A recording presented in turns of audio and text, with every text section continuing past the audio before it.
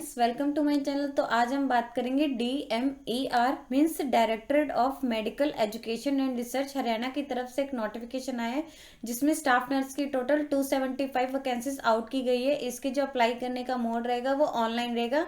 इसका जो online procedure है वो आज से शुरू हो चुका है, मतलब 14 अक्टूबर 2021 से। इसकी जो लास्ट डेट रहेगी वो 8 नवंबर तक रहेगी 11:59 PM तक। और आपकी जो फीस डिपॉजिट करने की लास्ट डेट रहेगी वो 10 नवंबर रहेगी। इसके अलावा लिखा है कि जो आपको ऑनलाइन एप्लीकेशन है वो इसकी जो ऑफिशियल यहाँ पे लिखा है कि ऑफिशियल वेबसाइट है, यहाँ पे मेंशन किया हुआ है। एक तो यहाँ पे dmer.haryana.government.in या फिर UHCR.ac.in पर यहाँ पे जाके आप चेक कर सकते हैं। यहाँ पे होगा आपका एप्लीकेशन फॉर्म। इसके लिखे है कि अगर कैंडिडेट को एडवाइस की जाती है कि वो उसके जो भी पर्टिकुलर रहेंगे वो उन्हें अच्छे से चेक कर ले और उसमें मतलब कोई भी ऐसी मिस्टेक ना हो।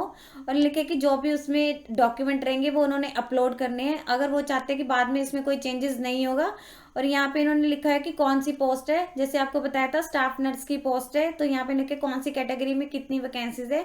जनरल कैटेगरी अनरिजर्व में टोटल 90 वैकेंसी है। EWS इकोनॉमिक वीकर सेक्शन में 25 है। शेड्यूल कास्ट में 47 है। BCA में 38 है। एक्स सर्विसमैन जनरल में 15 है। बैकवर्ड क्लास BCB में 28 है। एक्स सर्विसमैन BCA में 3 है। और ESM एक्स सर्विसमैन SC में 5 है। एक्स सर्विसमैन BCB में 8 है। और इसके अलावा जो एलिजिबल स्पोर्ट्स पर्सन जनरल है उसमें 3 वैकेंसी है। इसके अलावा जो एलिजिबल यहाँ पे स्पोर्ट्स पर्सन SC में है उनकी 6 वैकेंसी है। और जो BCA में है उनकी 4 वैकेंसी है। और जो BCB में है उनमें 3 है। ये सारे जो है ESP मतलब एलिजिबल स्पोर्ट पर्सन जनरल यहाँ इसकी रहेगी। और इसके लिखे कि जो PH फिजिकली हैंडीकैप्ड है OAOL मतलब 1 आर्म 1 लेग, इसमें टोटल 4 वैकेंसीज है, यानी टोटल आपकी 275 है। तो आप एक बार यहाँ पे जाके चेक कर लीजिएगा कि कौन सी कैटेगरी में कितनी वैकेंसीज है। और यहाँ पे इन्होंने इसके अलावा नीचे इसके एब्रीविएशन के फुल फॉर्म दे रखी है, अगर आपको ना समझ में आए तो यहाँ पे आपको जो है डिटेल इन्फॉर्मेशन मिल जाएगी।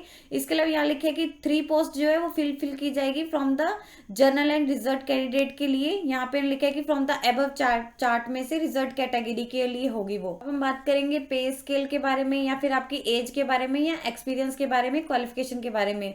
तो इन्होंने जो पे स्केल लिखा हुआ है यहाँ पे लिखा है कि 7th CPC, इसके अकॉर्डिंग आपका पे स्केल रहेगा। और इसमें जो एज है वो 18 to 42 ईयर्स तक की होनी चाहिए। असेंशियल क्वालिफिकेशन के बारे में बात करेंगे, या तो मैट्रिकुलेशन होनी चाहिए या उसके इक्विवेलेंट कोई भी आपकी स्टडी होनी चाहिए from a recognised university board से होनी चाहिए with Hindi as a compulsory subject, यानी जो आपका हिंदी है वो उनमें होना ही होना चाहिए। देन इसके लिए प्लस आपके पास जो है सर्टिफिकेट इन जनरल नर्सिंग या फिर midwifery from a recognised institution और equivalent qualification from an university recognised by the Indian nursing council, या फिर आपके पास है एनी रिकॉग्नाइज्ड हायर एजुकेशन यानी BSc या MSc नर्सिंग होनी चाहिए। इसके अलावा लिखा है कि जो कैंडिडेट है वो रजिस्टर्ड होना चाहिए with the Indian nursing council से या फिर स्टेट नर्सिंग काउंसिल से होना चाहिए वो। इसके अलावा यहाँ पे इन्होंने फीस के बारे में दिया हुआ है कि कौन किस किस कैटेगरी के लिए कितनी कितनी फीस रहेगी। तो फर्स्ट उन्होंने जो जनरल कैटेगरी यानी अनरिजर्व कैटेगरी में उसमें जो मेल कैंडिडेट है उनकी जो फीस रहेगी 1000 रुपीज रहेगी, और जो फीमेल कैंडिडेट है उनकी 500 रहेगी। और जो रिजर्व कैटेगरी है हरियाणा की यानी उनके जो डोमिसाइल है तो उनके लिए जो मेल कैंडिडेट की फीस रहेगी वो 250 रहेगी, और जो फीमेल कैंडिडेट है उनकी 125 रहेगी। और जो ESM यानी एक्स सर्विसमैन है और जो फिजिकली हैंडीकैप्ड है उन्हें कोई भी फीस पे नहीं करनी है। और आपकी जो फीस है वो ऑनलाइन मतलब आपको पे करनी है।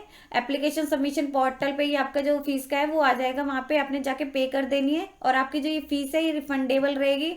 और लिखा है कि जो आप नंबर ऑफ पोस्ट है जो एडवर्टीजमेंट दी ये बढ़ भी सकती है और घट भी सकती है। और आपकी जो फीस रहेगी अगर आपको ऐसा नहीं है कि आप इसे कहीं भी एडजस्ट कर सकते हैं। यहाँ पे लिखे कि जो आपके रिटन स्क्रीनिंग टेस्ट या फिर आपके जो डॉक्यूमेंट वेरिफिकेशन की शेड्यूल होगा उसकी डेट है वो इसकी वेबसाइट पे आ जाएगी जो यहाँ पे मेंशन की हुई है। ये 2 वेबसाइट है, आप यहाँ पे जाके चेक कर सकते हैं।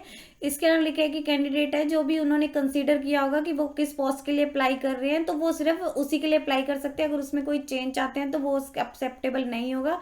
इसके लिए लिखा है कि जो डिपेंडेंट है एक्स सर्विस मैन के या डिपेंडेंट ऑफ फ्रीडम फाइटर है उन्हें मतलब पे करनी पड़ेगी। अगर वो अनरिजर्व या उसके कैटेगरी में है तो उनके उसके अकॉर्डिंग फीस उन्हें पे करनी पड़ेगी, यहाँ पे उन्होंने दिया हुआ है।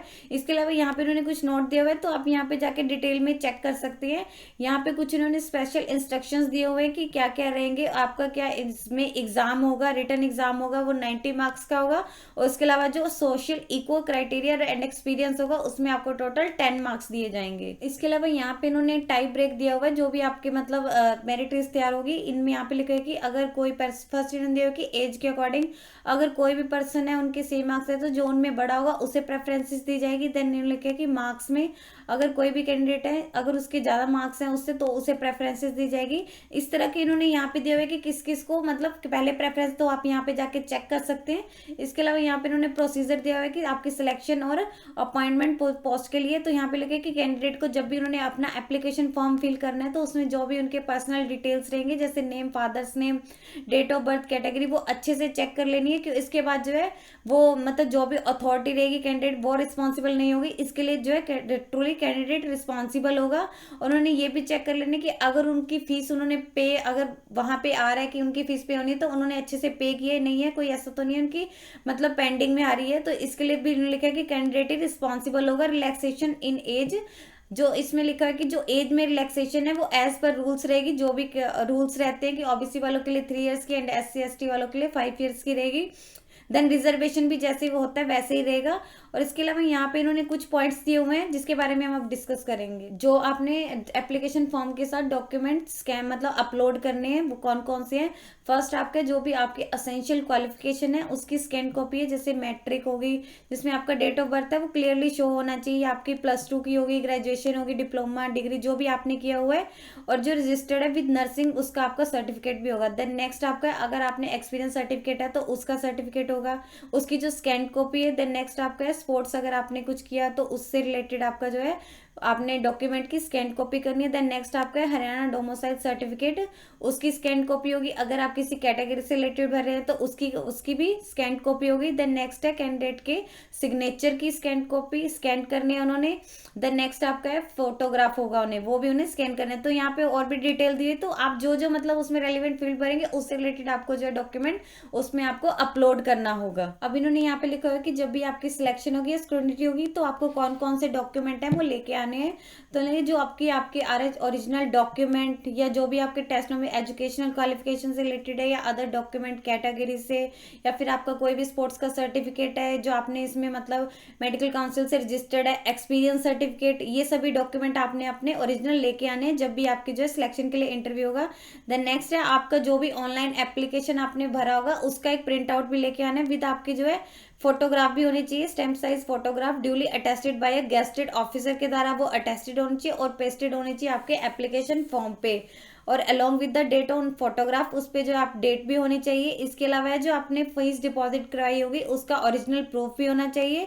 इसके लिए कि कैंडिडेट को है अपने जो भी उनके डॉक्यूमेंट के वेरिफिकेशन के लिए खुद आना होगा, मतलब और इसके जो भी उन्होंने डॉक्यूमेंट उसमें भरे होंगे वो सभी के सभी लेके आने हैं, उसके ओरिजिनल है। अगर उनमें कोई भी नहीं लेके आता है उनका सीधे सीधे रिजेक्ट हो जाएगा। इसके अलावा यहाँ पे जो भी इसका सिलेक्शन क्राइटेरिया है स्टाफ नर्स के लिए वो यहाँ पे दिया हुआ है कि आपका जो है रिटर्न एग्जाम होगा, जिस पहले बताया था 90 मार्क्स का आपका रिटर्न एग्जाम होगा, एंड जो सेकंड आपका होगा वो सोशियो इकोनॉमिक क्राइटेरिया का एक्सपीरियंस आपका जो 10 मार्क्स का होगा। तो उन्होंने यहाँ पे लिखा है कि जो आपका उनमें जो भी आपका रिटर्न एग्जाम है उसे मेनली 2 पार्ट्स में डिवाइड किया गया है। फर्स्ट पार्ट में आपके 67 क्वेश्चन होंगे, यहाँ पे उन्होंने दिया कि कौन कौन से टॉपिक्स होंगे, जैसे general, reasoning, math, science, English and Hindi से रिलेटेड 12 क्वेश्चन पूछे जाएंगे, कंप्यूटर से रिलेटेड 10 क्वेश्चन पूछे जाएंगे, कंसर्न एज पर जो भी आपके पोस्ट से कंसल्टेड हो गए उससे 45 होंगे, यानी टोटल आपके 67 पूछ जाएंगे। और जो इसके सेकंड पार्ट में होंगे वो आपके मतलब टोटल 23 क्वेश्चन आएंगे, यानी आपका जो 25% मार्क्स के या 90 के वो इसमें से पूछे जाएंगे। और ये जो आपके क्वेश्चन है ये किससे रिलेटेड होंगे, history, current affair, geography, civics, environment and culture as per government notification, यानी ये हरियाणा स्टेट से रिलेटेड होंगे, ये क्वेश्चन पूछे जाएंगे। इसके अलावा यहाँ पे इन्होंने एज रिलैक्सेशन के लिए अलग से दिया हुआ है कि कौन कौन सी कैटेगरी को कितनी कितनी रिलैक्सेशन दी जाएगी, तो आप यहाँ पे जाके क्लियरली चेक कर सकते हैं। यहाँ पे बहुत से पॉइंट्स है, जैसे अनमैरिड वुमेन 5 साल की है, और यहाँ पे जो अपने वाइफ से मतलब अपने हस्बैंड से सेपरेट उन्हें 5 साल की, तो आप यहाँ पे जाके क्लियरली चेक कर सकते हैं कि किनको कितने साल की रिलैक्सेशन मिलेगी। यदि आप आपको इस वीडियो से रिलेटेड और अधिक जानकारी चाहिए तो आप इसकी ऑफिशियल वेबसाइट पर जाकर चेक कर सकते हैं, जिसका लिंक मैं आपको डिस्क्रिप्शन बॉक्स में डाल दूंगी। यदि आपकी इस वीडियो से रिलेटेड कोई भी क्वेरी है तो आप हमें कमेंट सेक्शन में लिख के बता सकते हैं। वीडियो अच्छी लगी हो तो please like and share. Update रहने के लिए आप हमारे यूट्यूब चैनल को सब्सक्राइब कीजिए।